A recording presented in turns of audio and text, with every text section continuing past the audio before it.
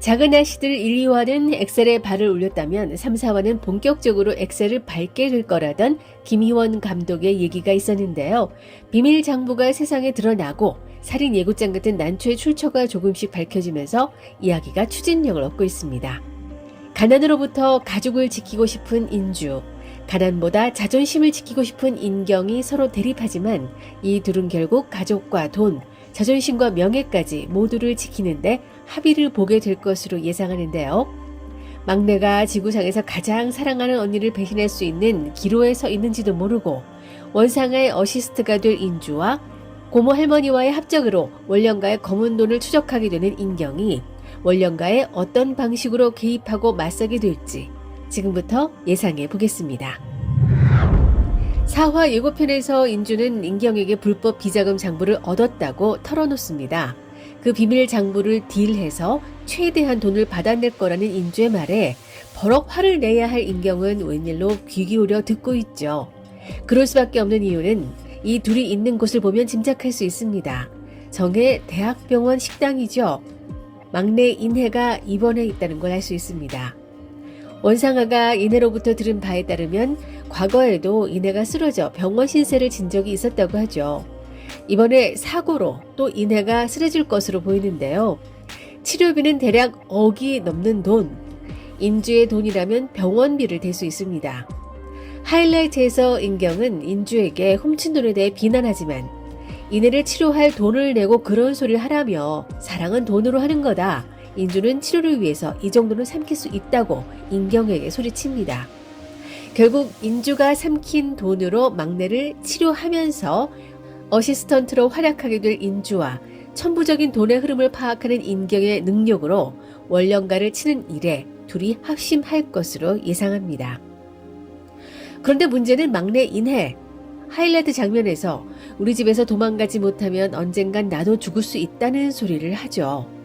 원작 작은 아씨들은 내자매였는데 드라마에서도 원래는 내자매였다는 사실이 밝혀졌습니다.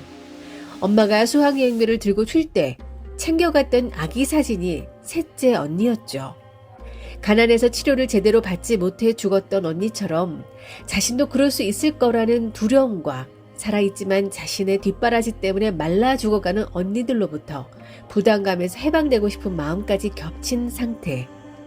세 자매 중 가장 단단해 보이지만 가장 위태로운 사람도 바로 인혜입니다. 자칫하면 언니들이 쌓아오는 판을 무너뜨려서 위험에 빠뜨릴 수도 있는데요. 하지만 기획 의도에 따라 이 세 자매는 결국 합심해 원령가를 무너뜨리겠죠. 그러기 전까지 수많은 위기와 위험을 겪게 되겠지만요. 첫째 인주는 돈에 대한 욕심이 큰 것보다는 돈으로 가족을 구원하고 싶은 마음이 더 큽니다. 감당하기에 너무나 큰 액수의 돈을 짊어지고 다니는 장면은 가족을 구원할 수 있는 고마운 돈이지만 불안을 짊어지고 있다는 인주의 마음을 엿볼 수 있습니다. 표정을 숨길 수 없어서 20억을 갖고 있다는 사실도 최도율에게 다 들키고 원상우 대표의 병실에서 비밀 장부를 들고 힘들게 탈출했지만 어리버리하게 핸드폰을 놓고 나오는 실수를 하는 등 답없어 보이는 인주. 하지만 도둑공주가 인주 같다고 했던 진 팀장이나 원상우 대표의 기대처럼 도둑공주가 만개하듯 각성해서 화려하게 피어날 인주의 모습이 예상됩니다. 박재상의 재산관리자로 알려지고 있는 최도일과의 동업과 원상아의 어시스턴트 제안으로 인주는 원령가 집안에 깊이 관여하면서 그들이 숨긴 자금을 찾아내 돈을 빼돌리고 계속되는 비자금 루트를 밝히는 일에 일조할 것으로 보이는데요. 하지만 박재상 재단 비서실장은 인주가 탐탁치 않습니다. 인주가 돈을 숨겨둔 요가 탈의실까지 찾아온 걸 보면 20억을 삼킨 요주의 인물이라는 걸 짐작하고 있는 듯합니다. 그러나 최도일이 숨겨진 비자금을 찾아낼 유일한 인물이라며 인주를 비호하고 원상아마저 어시스턴트로 채용하려고 하자 한 발 물러서는 것 같은데요. 그렇지만 인주를 눈엣 가시로 여기며 끝까지 의심의 눈을 거두지 않을 것 같습니다. 갑자기 네가 돈을 위해 어디까지 할 수 있나 궁금해지는데 라고 말하는 사람이 바로 비서실장이죠. 원상아의 어시스턴트로서 잘 해낼 수 있을지 두고 볼 것 같네요. 첫째 인주가 내부 이중 스파이 역할을 한다면 둘째 인경은 인주가 가지고 있던 비밀 장부를 토대로 외부적으로 원령 산업으로 흘러들어간 PF 불법 대출금의 용처를 밝혀내고 부동산 투자 개발의 규제, 고모 할머니와의 합작으로 박재상이 자금 모으는 곳마다 방해하는 일을 해낼 것 같습니다. 일단 먼저 아픈 인해의 병원비를 대납하겠다는 원상아 박재상 부부부터 따돌리는 일을 할 것 같네요. 막내의 치료비는 고모 할머니 오혜숙이 해줄 것 같습니다. 예전 고모 할머니는 답 없는 세자매 부모에게 돈 한 푼 빌려주지 않았는데요. 나중에 셋째가 돈이 아파서 치료를 제대로 받지 못한 채 죽은 사실에 대한 죄책감을 갖고 있었죠. 그래서 똑똑한 둘째 인경을 어릴 때 자신의 집에서 기거하게 하면서 밑빠진 독에 물 붓듯 돈을 주는 대신 돈 버는 방법을 알려주려고 했던 것 같습니다. 500만 원을 7천만 원으로 불릴 줄 아는 돈에 대한 감각이 남달랐던 인경. 돈 버는 법 대신 거시경제를 공부하고 싶었던 인경은 유학을 가지 못해 차선으로 기자가 됐죠. 고모 할머니 오해숙의 뜻은 이루지 못했지만 천부적인 돈에 대한 감각을 가진 인경이 박재상의 돈을 뺏으려고 하면 자신의 동물적 감각까지 보태 도움을 줄 것으로 보입니다.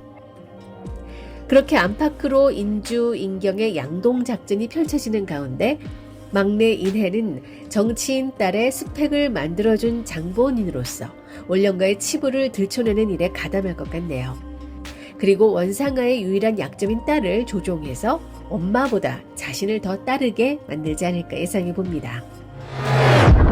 그런데 원상아나 박재상 둘 다 쉽게 호락호락 넘어가진 않겠죠.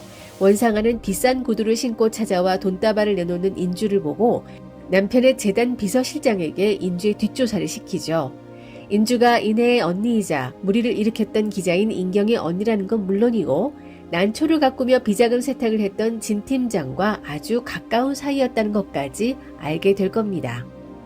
우리나라에 세 켤레밖에 들어오지 않는 구두를 신고 있는 인주를 보고 원상아는 이미 눈치를 챈 것 같아요. 화장실에서 구두로 말을 걸었던 여자 말고 나머지 한 켤레를 가진 자는 바로 원상아. 그래서 진 팀장과의 관계도 금세 눈치챘겠죠. 그럼에도 불구하고 원상아는 인주에게 어시스턴트 제안을 합니다. 원수는 자기 곁에 두는 게 가장 안전하다고 하잖아요. 원상아는 자기 딸을 위해 인혜를 곁에 두는 건 물론 인주까지 자신의 불법적인 일에 발을 들이게 해서 배신 못하게 관리하려고 할 것 같습니다. 그 불법적인 일이란 바로 난초와 관계된 일. 싱가포르 난초 국제대회에 가고 난초 경매에 나서 돈 세탁하는 자신의 어시스턴트가 되어달라고 인주에게 제안할 것 같습니다. 신이사와 진 팀장이 하던 일을 최도일 본부장과 인주가 이어받아 일을 하게 될 것 같은데요. 이 테스트에 통과하는 걸 보고 인주에 대해 다시 생각하게 될 것 같습니다. 난초 잡지를 보는 원상아와 난초 그림을 그리며 난초에 빠져 사는 원상우. 이 두 남매는 왠지 군인 출신 아버지에 대한 트라우마가 있고 난초를 사랑했던 아버지에 이어 난초를 통해 불법 비자금을 관리해왔던 것으로 보이는데요. 식물 재배로 재테크하듯이 희귀 난초로 세금 탈루, 횡령, 자금 세탁 등을 해오지 않았을까 예상해 봅니다.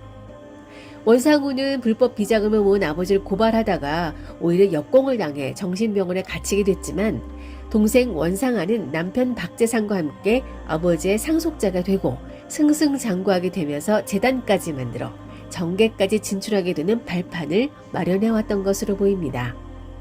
아버지 원기선 장군을 병원에 들어눕게 만든 것도 원상아와 박재상의 합작 아닐까요? 예고편에서 박재상이 은행장에게 전쟁이 끝나지 않았다고 경고하는 건 정권 교체 후 보복이 끝나지 않았음을 알리는 장면 같아 섬뜩합니다. 박재상 역을 맡은 엄기준 배우는 아내 원상아를 너무나 사랑하는 인물이라고 말하는데요. 알고 보면 원상아는 박재상의 열등감을 이용해 집안 권력 다툼에 이용하고 정치적인 동반자로 남편을 대통령으로 만들어서 나라까지 집어삼키려 하는 야심가이지 않을까 싶습니다. 미모와 미소 뒤에 숨긴 발톱을 연기로 가리는 무서운 여자 아닐까요? 난초는 정경유착 세력들만 알 수 있는 상징이자 배신이면 죽음이라는 표식으로 두려움에 떨게 만들어 왔을 것 같습니다. 그런데 원상아는 그 파란 난초를 인혜에게 보여주며 이제부터 내 난초야 하는데 소름이 돋습니다. 일부러 인혜 언니들에게 네 동생의 목숨은 내가 쥐고 있으니 조심하라고 경고 사인을 보낸 게 아닌가 싶네요. 본격적으로 어둠의 세력과 맞서 싸우게 될 작은 아씨들 4화에서 뵙겠습니다. 지금까지 윤작자였습니다. 구독, 좋아요, 공유 부탁드립니다.